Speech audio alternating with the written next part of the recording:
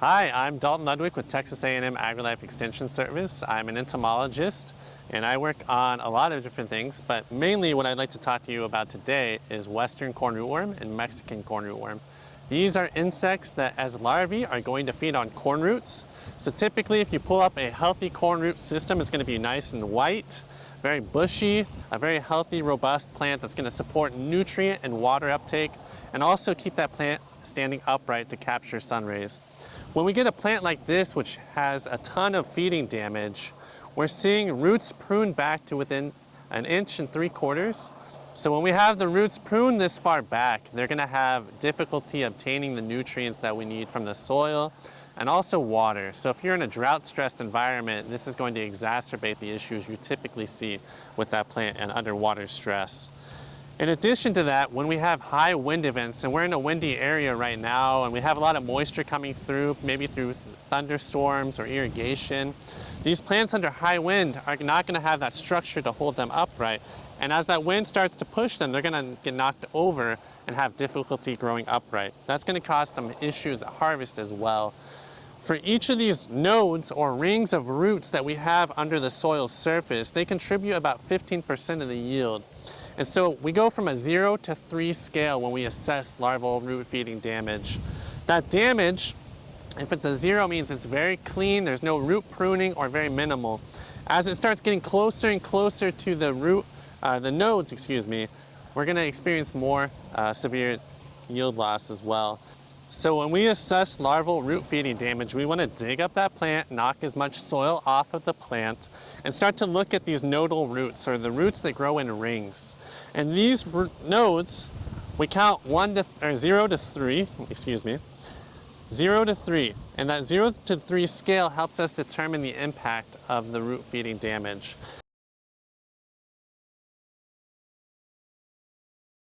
So with larvae, we have a few different options. One of them is crop rotation, planting something that is not corn. If we plant something like cotton or sorghum, that may be an option to break the cycle. When we do that, the larvae are going to hatch, they're going to attempt to feed, and they're going to feed on a non-host that is either going to kill them with sorghum, or they're going to starve to death in the case of cotton when they cannot find a viable food source. That is one of the best tactics to reset a field's population to 0 or near 0. Another thing that we have is soil-applied insecticides. These are insecticides that are put in at planting in the furrow. They do a great job in some cases. In other cases, they don't work as well. And it's going to vary by soil type, planting, and other issues. And it's just not been the most consistent. Another option that we have is our biotechnology, our BT crops that express BT proteins. These proteins are expressed throughout the entire plant, but specifically in the roots. When the larva comes up to a growing plant, it's expressing the BT, the larva attempts to feed on that tissue, it ingests the toxin that's specific to western and northern and other corn rootworm species. It's going to die from intoxication, and then that plant is just going to have a small mark in the case of a susceptible population. We do have 4 currently available BT proteins. Those are Cry3BP1, mCry3A, eCry3.1AB, and Cry3435. We also have double-stranded RNA, otherwise known as RNA interference. This is a newer technology that's been out with SmartStax Pro. This expresses a double-stranded RNA complex.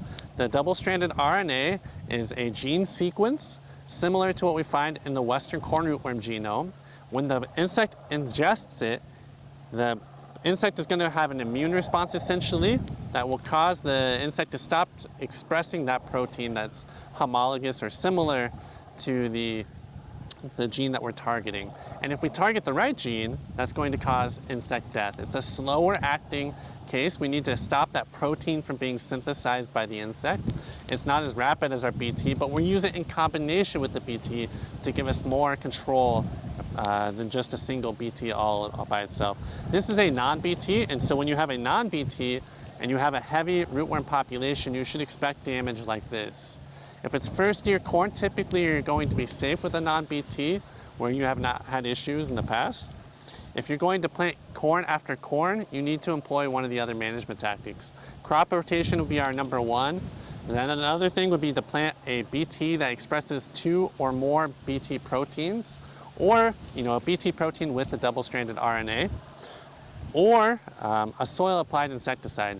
We need to look at these management options when we have western corn rootworm, or we can experience some pretty severe yield losses associated with it.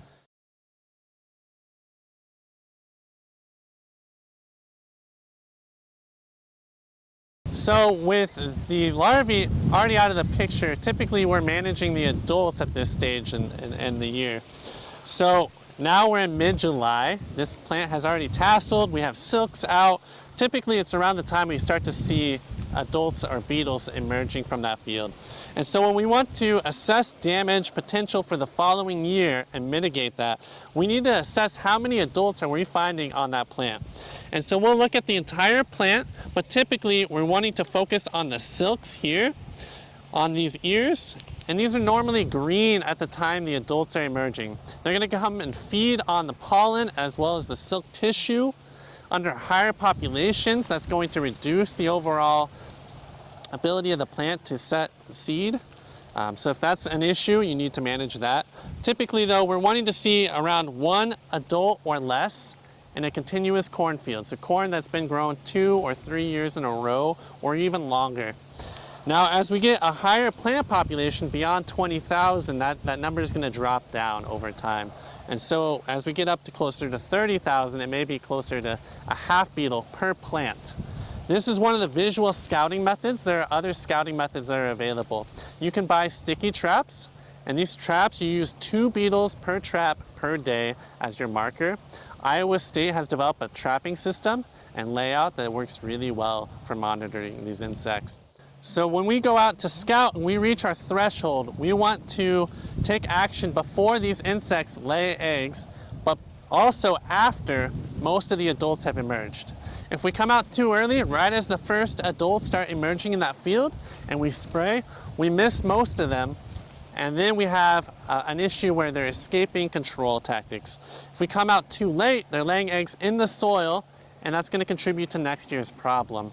And so if we come out and we use that threshold where we're seeing 1 or more per plant, if we're doing a visual scouting, or 2 adults per trap per day, if we use that sticky card method, we want to take action pretty rapidly. So within a few days, using something like a foliar spray over the top, such as a bifenthrin or pyrethroid, or indoxacarb, which is another popular product, Steward is the trade name. And these work really well. If you are noticing issues, you might need to talk to an extension entomologist so we can come out and look at that field and assess what is contributing to the problems there.